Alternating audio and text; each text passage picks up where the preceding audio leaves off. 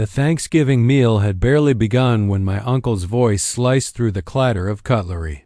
He reclined in his seat, a smug grin spreading across his face as he addressed the relatives gathered around the expansive oak table, declaring, loudly enough for everyone to hear, he's still just fetching coffee for a living. A few chuckles rippled around the room, but my sister's laughter cut the sharpest.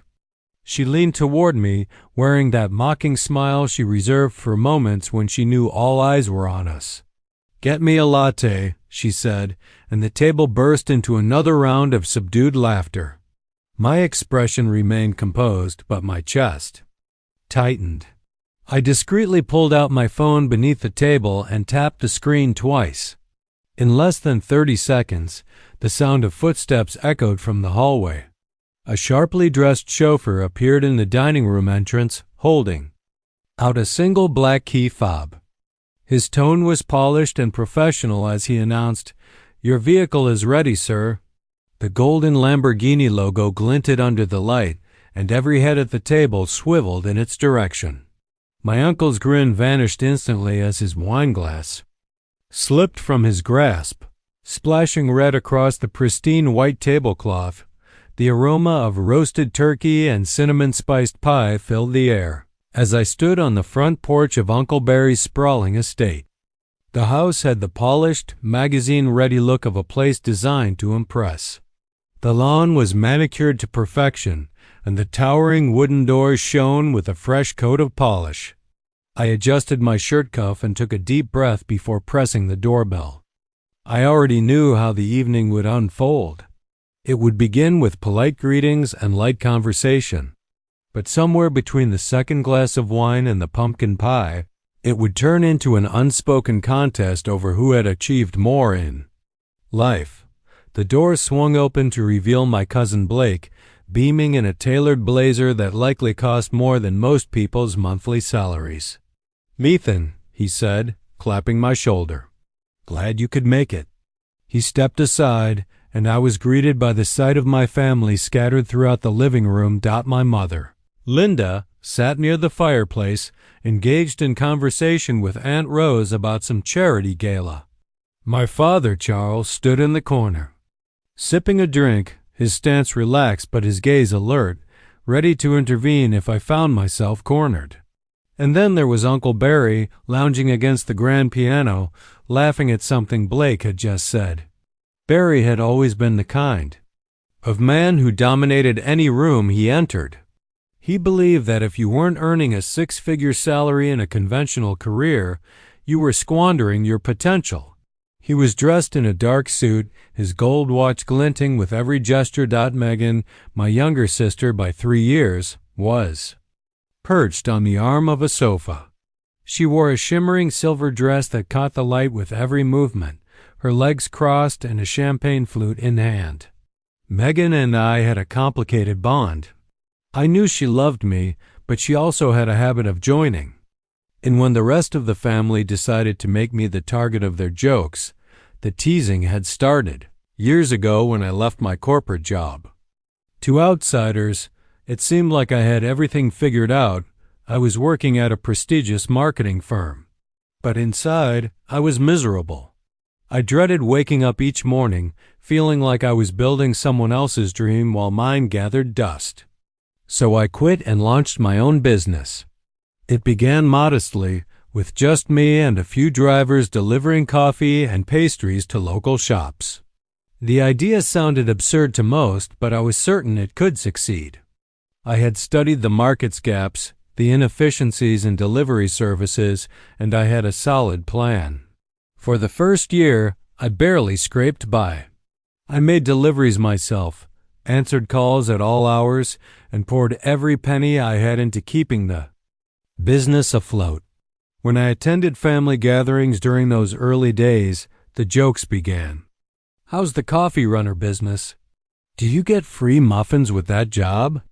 The remark stung, but I told myself it would be worth it someday.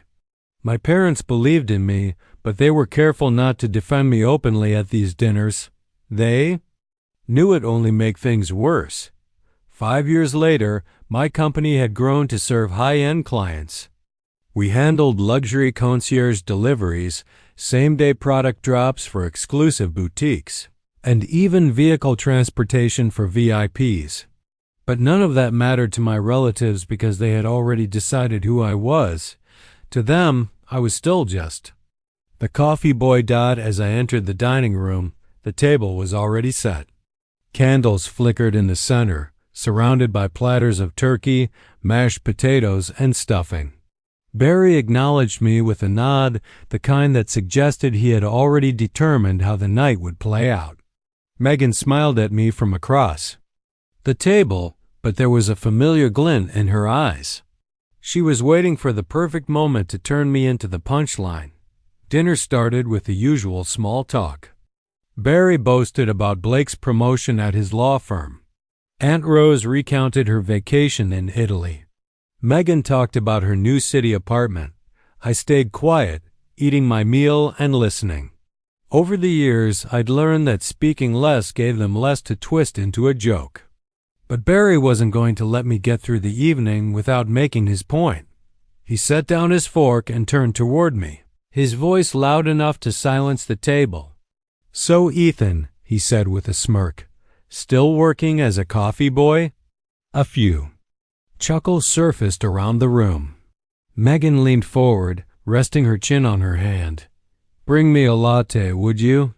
she said, her tone dripping with amusement. The laughter grew, soft but pointed, and I felt my chest tighten. I glanced at my parents. My mother kept her eyes on her plate, and my father took a slow sip of his drink. They hated this as much as I did, but they had long ago learned to let it pass. That was when I made my decision. I wouldn't argue with them. I wouldn't recite my revenue numbers or list my clients. I would let them see the truth in a way they couldn't ignore. I slipped my hand into my pocket and felt the smooth surface of my phone. My thumb moved quickly, opening the app for my company's private VIP service.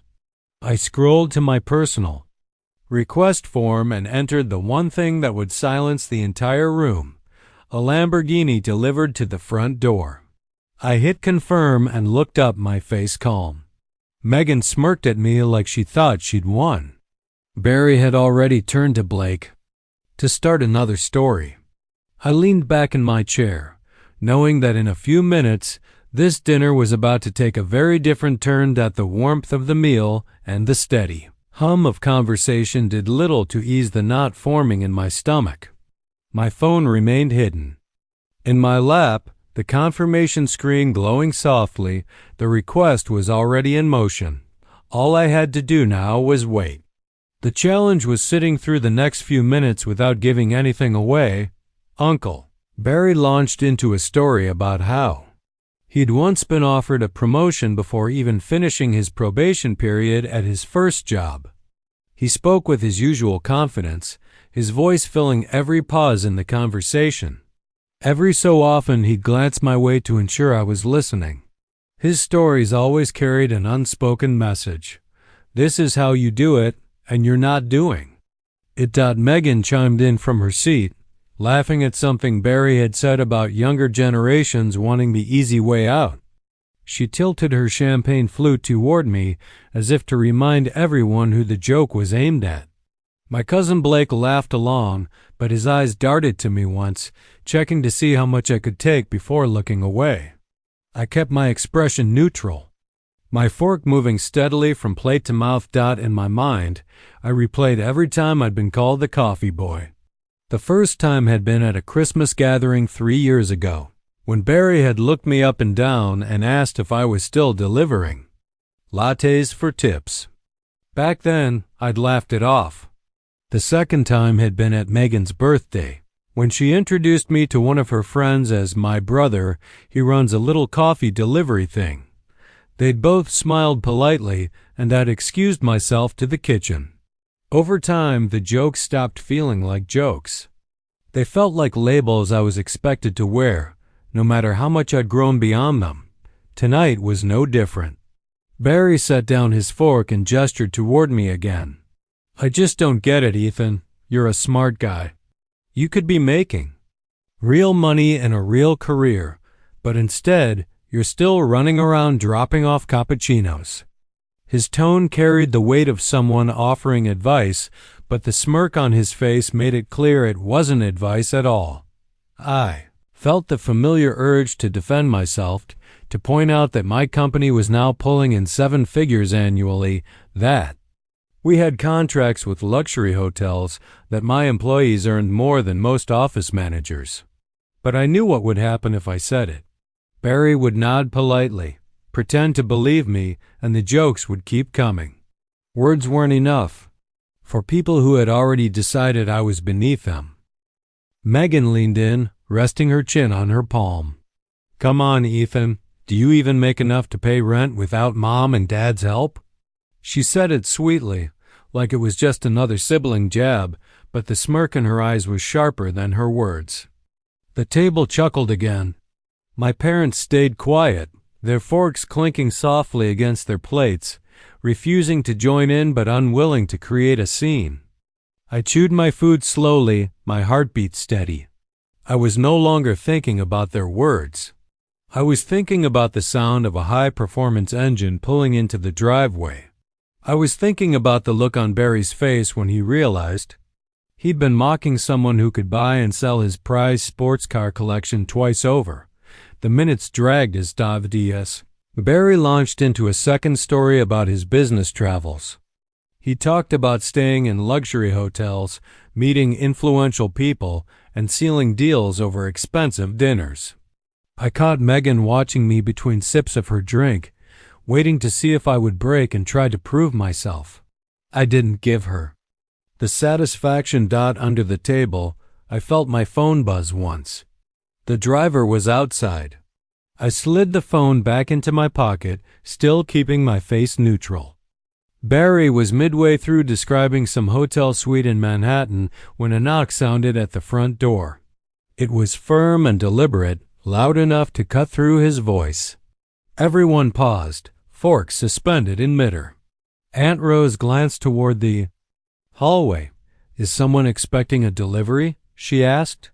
Blake shrugged and started to rise, but I held up a hand. "I'll get it," I said, standing up calmly. My chair scraped softly against the hardwood as I pushed it back. I walked toward the front door, each step measured, my pulse steady. The driver was waiting outside, dressed in a dark suit, his shoes polished to a mirror shine. In his hand was a single key fob, sleek and black, with the golden Lamborghini emblem gleaming under the porch light. "Mr. Rowan," he said in a clear, professional tone, "your car is ready. Would you like it pulled around to the front?" I took the key, nodded, and stepped back inside. The dining room had fallen completely silent, all eyes following me as I walked back to the table. Barry's smirk was gone. Megan's eyebrows were raised, her champagne glass frozen halfway to her lips. I placed the key on the table in front of my plate and sat down without a word. Barry's gaze flicked from the key to me, then back again. "That yours?" he asked, his voice quieter now. I met his eyes and said, "Yes, one of them." Megan let out a short laugh, but it wasn't mocking this time. It was uncertain, curious. The driver's voice carried in from the hallway. "Your Lamborghini is parked out front, sir." Blake shifted in his seat to look toward the window, and I could see the reflection of orange paint and polished chrome in the glass. Barry leaned back in his chair, his wine glass tipping slightly in his hand. A streak of red spread across the keyfinchwasthi. White tablecloth as the silence settled over the room again. The key sat on the table like a silent challenge, its polished metal catching the candlelight. No one spoke for a moment. Forks rested on plates. Glasses hung halfway to lips, and all eyes seemed to bounce between me, the key, and the front door. My uncle was the first to break the silence, clearing his throat as if the sound could pull the conversation back into his control. "So," he said, forcing a smile, "I guess you rented yourself something fancy for the weekend." His tone was light, but the faint strain in his voice betrayed him. I met his gaze and shook my head. "No, it's mine." I picked up the key and turned it in my hand, letting the gold emblem flash under the light before setting it back down. My words were simple, but they carried a weight the room couldn't ignore. Barry's forced smile faltered, and Megan leaned back in her chair, studying me like she was trying to solve a puzzle. This was the moment I had imagined for years without even realizing it. All the times they had laughed at me. All the times I had swallowed my pride instead of defending myself. All the quiet dinners where I kept my head down and let their words slide off my back, it had all been leading to this. I had never needed to prove them wrong.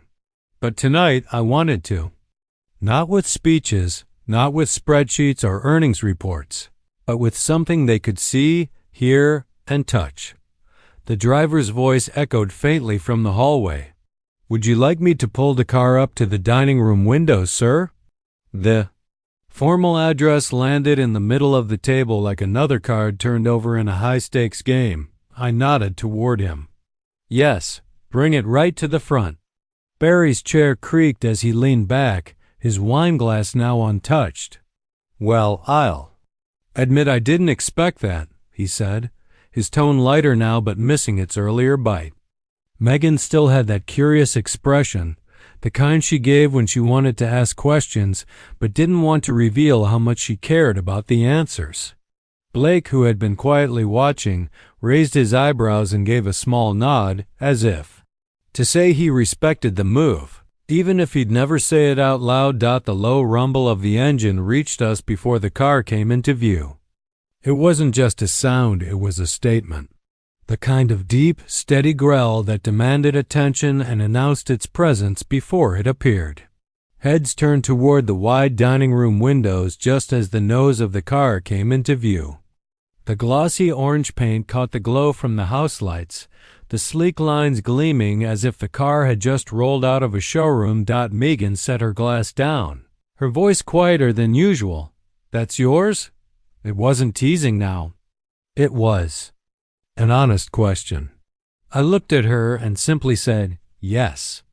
She glanced at Barry, then back at me, as if trying to reconcile the brother she'd been joking about for years with the man sitting across from her now. The car idled in the driveway, its engine alone purring beneath the stunned quiet of the dining room. I could feel the shift happening in real time. This was no longer a table where I was the subject of a family joke. This was a table where they were recalculating everything they thought they knew about me. I pushed back my chair and stood. "Megan, you asked for a latte. I'll be back in 5 minutes." The words were calm, almost casual, but they carried an edge I didn't need to explain. I picked up the key and walked toward the front door, the soft tap of my shoes on the hardwood the only sound in the room. Outside, the cool air hit me, and the scent of autumn leaves mixed with the faint smell of gasoline from the idling engine. The driver opened the door with a small bow, his professionalism unshaken by the scene he'd just walked into. I slid into the seat, the leather cool against my back, the dashboard lighting up in a soft glow. My hands rested on the wheel for a moment, feeling the power under my fingertips. Pulling out of the driveway, I caught a glimpse of the dining room through the window. Every face was turned toward the car, their expressions caught somewhere between disbelief and fascination. Barry's mouth was slightly open, his eyes tracking the movement of the Lamborghini as it rolled onto the quiet street. I headed toward the coffee shop 2 blocks away, the car gliding effortlessly under the streetlights.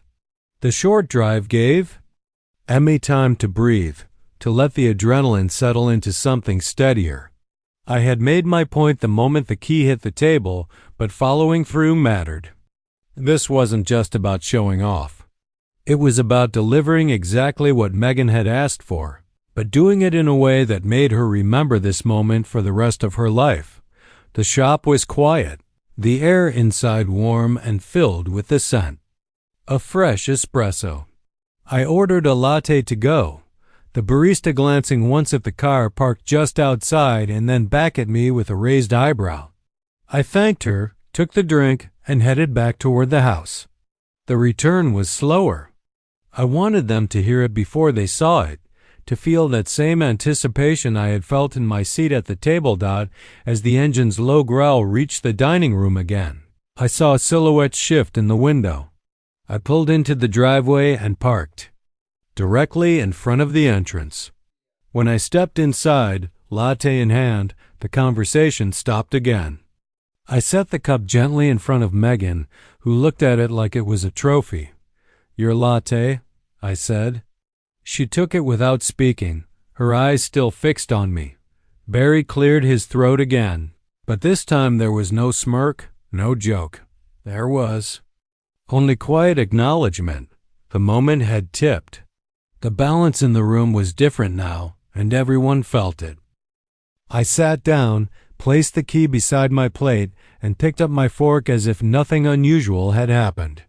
Megan's hands cupped the latte as though it was something fragile, her fingers tracing the warm cardboard sleeve. The faint steam curled upward, and her eyes stayed on me longer than I expected. The teasing glint she'd carried all evening was gone, replaced by something closer to respect. My uncle shifted in his seat, adjusting his jacket as if that might somehow give him back the control of the room he'd lost. His wineglass remained untouched, the dark red stain on the white tablecloth a silent reminder of the moment everything shifted. Set my fork down and looked across the table. "You've all called me a coffee boy for years," I said, my voice steady. "That's fine. I never corrected you because I figured it didn't matter. But since you keep asking, I'll answer tonight. My company started with coffee deliveries. Now we manage logistics for luxury retailers, private clubs, and corporate events in 5 cities. We handle high-value items, personal transport, and exclusive concierge requests. The car outside isn't rented, and it's not the only one I own. And yes, Uncle Barry, I pay my own rent." The words landed without any rush. I let each one sit in the air just long enough for them to hear it clearly. Barry looked like he wanted to reply but found nothing ready on his tongue. Blake broke the silence first with a quiet, almost reluctant, "That's impressive." Megan took a small sip of her latte before setting it down. "You really do all that?" she asked. Her tone was no longer mocking, and there was a faint smile tugging at the corner of her mouth, but this time it was the kind that came with genuine interest. I nodded. I built it because I wanted a life I could control. I wanted to work for myself and prove that I could create something valuable from the ground up. I knew most of you didn't think it was possible, but that just made me work harder. I paused for a moment, letting my gaze move around the table. I've been underestimated my whole life. Sometimes that can be a gift. The room stayed quiet, except for the faint hum of the car idling outside. Barry leaned forward, elbows on the table. "Why didn't you ever say any of this before?" His voice was calmer now, the sharpness gone. "Because it wouldn't have mattered," I replied. "You already had your opinion, and I didn't need to spend my time trying to change it. I was too busy making it real." There was a weight in the silence that followed, but it wasn't the same kind of silence as before. This one felt like they were finally listening. Even Aunt Rose, who had spent most of the night bragging about her travels, seemed to be taking in what I said. The driver appeared again at the edge of the dining room, standing straight with his hands clasped behind his back. "The vehicle is secured, sir," he said. "Would you like me to keep it at the front for the remainder of the evening?" "Yes," I said. "Leave it there." I wanted them to see it every time they looked out the window, a reminder that the image they had of me was no longer accurate. Blake leaned back in his chair, glancing toward the glowing shape of the car outside.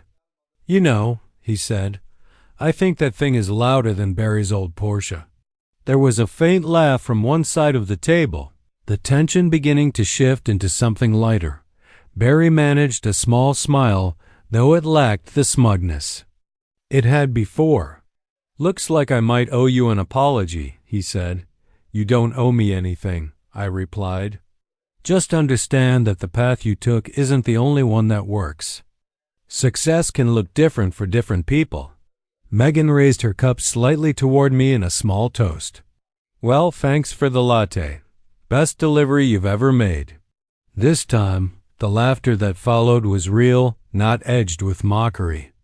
Conversation slowly moved on to other topics, but the energy in the room had changed. Barry was quieter, less dominant. Megan asked a few more questions about my company, and even Blake seemed interested in the logistics side of it. My parents exchanged a look that I understood instantly. It was a look of quiet pride, the kind they'd given me at moments when they knew I'd stood my ground without losing my composure. I finished my dinner while answering questions, explaining how the business had scaled, how the VIP service worked, and why we'd expanded into luxury transport. Each answer was calm and matter of fact. But inside, I felt the satisfaction of years of hard work finally being recognized, even if only for one evening. When dessert was served, Barry asked, "So what's next for you?" There was no sarcasm in his voice, only curiosity. Expansion. I said, 2 more cities by next summer and a few partnerships I can't talk about yet, but they're big. For the first time in a long time, I could feel that my words weren't being dismissed before I finished them. I wasn't the butt of a joke or the subject of a pitying smile. I was part of the conversation as an equal. The driver came in once. More to confirm the car was ready to be taken back to storage whenever I wished. I told him to leave it out front until I left. When I looked back at the table, I caught Barry's eyes, and there was something new there. It wasn't just acknowledgement. It was a kind of respect I'd never seen from him before. In that moment, I knew the night had changed more than just their opinion of me. It had changed the way I would walk into every future family gathering. I had stopped letting them define me, and I had shown them that my life was built on my terms. The Lamborghini outside was just a symbol. The real victory was taking back the narrative they had written for me and replacing it with one I had built. Myself. The rest of the evening felt different. The tension that had filled the room when I first walked in was gone, replaced by a quieter, steadier energy. Conversations no longer skirted around me or used me as a punchline. People asked questions and actually listened to my answers. Even Uncle Barry seemed to be making an effort, throwing in a few nods and small comments without the usual undertone of sarcasm. Megan stayed engaged, leaning forward during parts of the conversation and asking about how the business worked, who my clients were, and what a typical day looked like.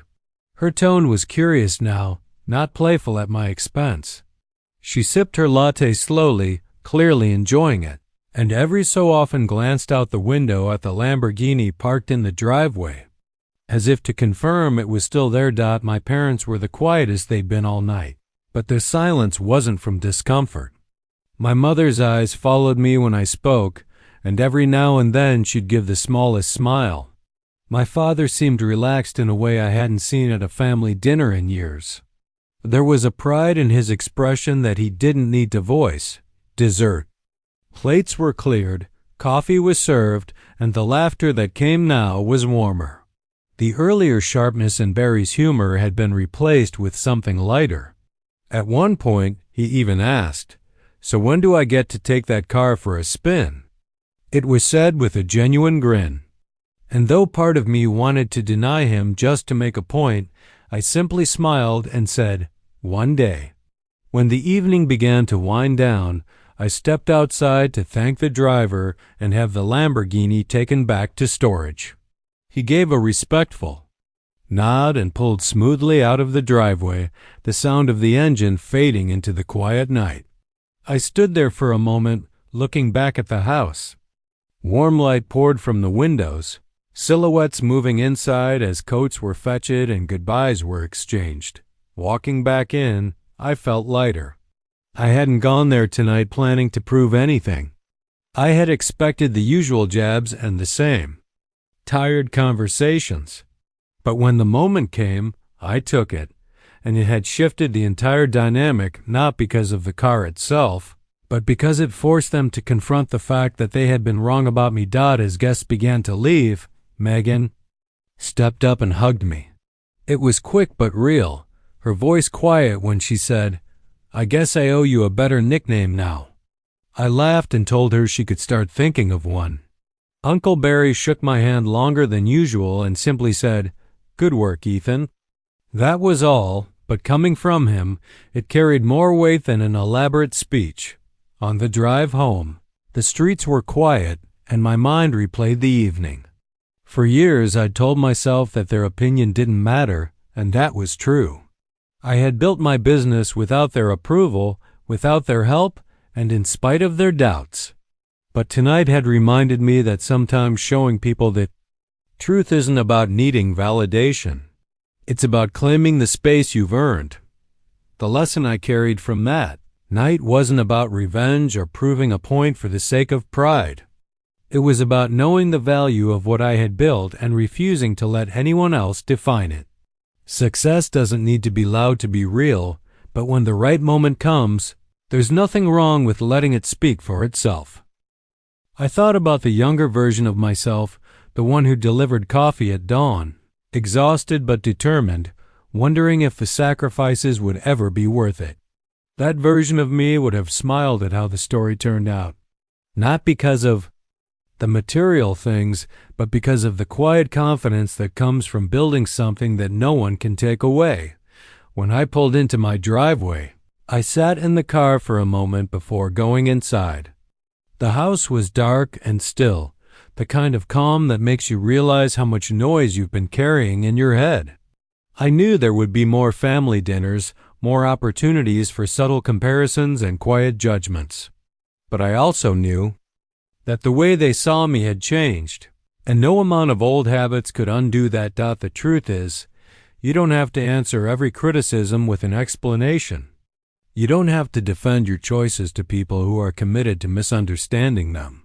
Sometimes the best answer is to keep building until the results speak louder than the doubts ever could.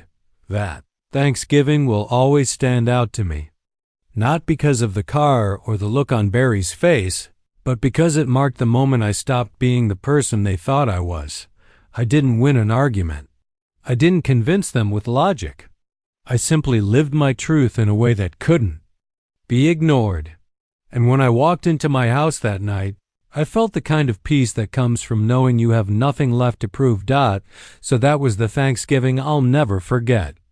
The night I stopped letting people define me and started letting my work speak for itself. If you've ever been underestimated, I hope this story reminds you that you don't need anyone's permission to succeed. Build your own path. Trust yourself. And when the time comes, let the results speak louder than the noise around you.